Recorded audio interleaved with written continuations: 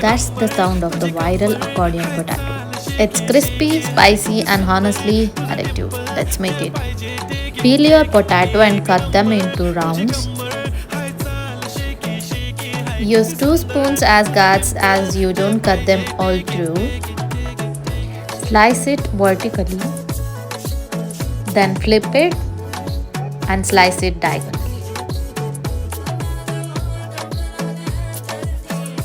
Look at the stretch.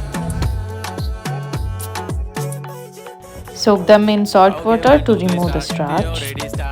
Then hit it with salt and red chili powder. Also add corn flour.